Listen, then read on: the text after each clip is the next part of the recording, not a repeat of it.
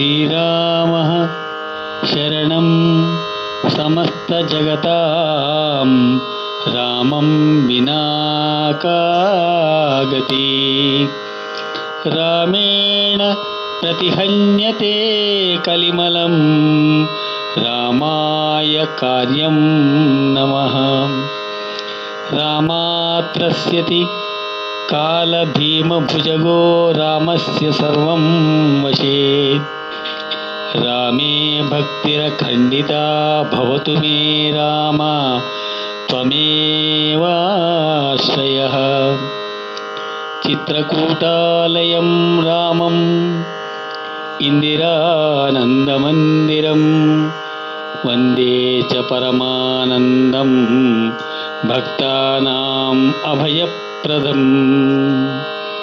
బ్రహ్మ విష్ణు మహేశాజ్యా యస్యాంశా లోకసాధకాః తమాదిదేవం శ్రీరామం విశుద్ధం పరమం భజే. శ్రీరామ రామ రామేతి రమే రామే మనోరమే సహస్రనామ తత్తుల్యం రామనామవరాననే. ప్రియ భగవద్బంధులారా, శ్రీమద్ రామాయణము భారత ఇతిహాసాల్లో ముఖ్యమైనటువంటి పవిత్రమైనటువంటి ఆది కావ్యం. సమస్త మానవాళికి లభించినటువంటి పరమ పవిత్రమైనటువంటి ఈ కావ్యాన్ని త్రికాలజ్ఞానుడైనటువంటి వాల్మీకి మహర్షిచే రచింపబడి ఆది కావ్యంగా, వారు ఆది కవిగా ప్రసిద్ధిగాంచడం జరిగింది. ఈ రామాయణం వేదములు ఉపనిషత్తుల యొక్క సారమును సామాన్య జనులకు కావ్య రూపమున అందించబడినటువంటి ఒక రమణీయ కృతి. శ్రీ సీతారాముల యొక్క వృత్తాంతాన్ని ఆధారంగా తీసుకొని లోకంలో జరిగేటువంటి, సమాజంలో జరిగేటువంటి అనేకమైనటువంటి రుగ్మతలను రూపుమాపడానికి దివ్యోపదేశములను అందించుచు ఈ లోకమునకు సాటిలేని మహోపకారం చేసినటువంటి మహామహితాత్ముడు వాల్మీకి మహర్షి. గాయత్రి మహామంత్రమును ఈ కావ్యంలో గర్భితం చేసి సూర్యవంశీయుడైనటువంటి శ్రీరామచంద్రుని యొక్క దివ్యమైనటువంటి చరితామృతమును కావ్యంగా తీర్చిదిద్ది మానవ కోటికి అందించినటువంటి మహానుభావుడు వాల్మీకి మహర్షి. 24 అక్షరములు గల గాయత్రి మంత్రమునందలి ఒక్కొక్క అక్షరమునకు 1000 చొప్పున మొత్తం 24,000 శ్లోకములతో కూడినటువంటి కావ్యం ఈ రామాయణ గ్రంథరాజం. అంతేగాక ఇది మహావిష్ణువు యొక్క అవతార లీలా విశేషాలను ప్రకటించినట్టి ఒక చక్కని ఇతిహాసం. స్వయంభూ అయినటువంటి బ్రహ్మదేవుడు వాల్మీకి మునికి సాక్షాత్కరించి రామాయణమును రచించడానికి అతన్ని ప్రోత్సహించారు. శ్రీరామచరిత్రానికి సంబంధించిన విశేషాలన్నీ కూడా నీకు సహజంగానే కర్తలామలకంగా అవునని బ్రహ్మదేవుడు వాల్మీకి మహర్షికి గొప్ప వరాన్ని ప్రసాదించాడు.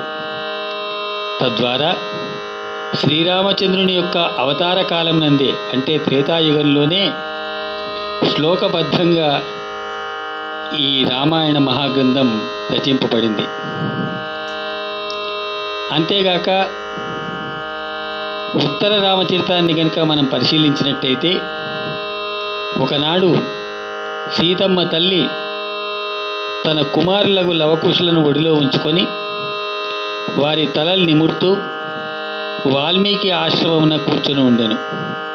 ఆమెకెదురుగా వాల్మీకి మహర్షి ఉన్నతాసనం పైన కూర్చొని ఉన్నాడు. అప్పుడు సీతాదేవి అంతరంగంలో, అరణ్యంలో వదిలివేసినటువంటి నా ఈ పిల్లలిద్దరూ అయోధ్యలో ఉన్నటువంటి వారి తండ్రి దగ్గరికి చేరడం ఎట్లా ప్రభు అని కలత చెందింది. ఆమె ముఖము విచారగ్రస్తమై కళ్ళ నుండి దుఃఖాశ్రువులు రాలిపడ్డాయి. ఆ స్థితిలో సీతాదేవి ముఖాన్ని చూచినటువంటి వాల్మీకి మునిపుంగవుడు ఆమె అంతరంగాన్ని గ్రహించి భగవత్ ప్రేరణతోటి శ్రీరామ కథను రచించాడు అని పెద్దలు చెప్తూ ఉన్నారు. పిమ్మట లవకుశులిద్దరూ ఆ రామాయణ గాథను మధురంగా గానము చేయనట్లు నేర్పించారు. అనంతరం ఆ లవకుశులిద్దరూ రమ్యంగా ముని వాటికల్లో శ్రీ సీతారామ కథను గానం చేస్తూ ఉన్నారు.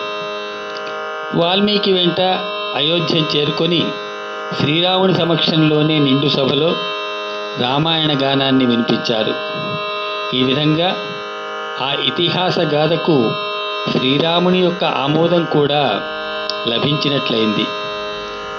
దీని ప్రామాణికమును గురించి ఇంతకంటే ఎక్కువగా చెప్పవలసింది ఏముంటుంది? ఇది సకల జనుల యొక్క ఆదరణీయమైనది. ఇందలి జీవనాదర్శాలన్నీ కూడా ఎల్లరికీ ఆచరణీయాలు, మిక్కిలి ప్రయోజనకరములు. శ్రీమద్ వాల్మీకి రామాయణం లెడల సహృదయులైన మనందరికీ ఆదరాభిమానాలు సాటిలేనివి, మిక్కిలి ప్రశంసనీయాలు. మరి ఇటువంటి రామాయణాన్ని పారాయణం చేసుకోవడం అనేటువంటిది మనందరికి కూడా శ్రేయస్కరం, మంగళప్రదం, కుటుంబ సౌఖ్యం. కాబట్టి ఈ రామాయణాన్ని మనమంతా పారాయణం చేద్దాం. ఆ రాముని యొక్క అనుగ్రహాన్ని పొందుదాం. స్వస్తి.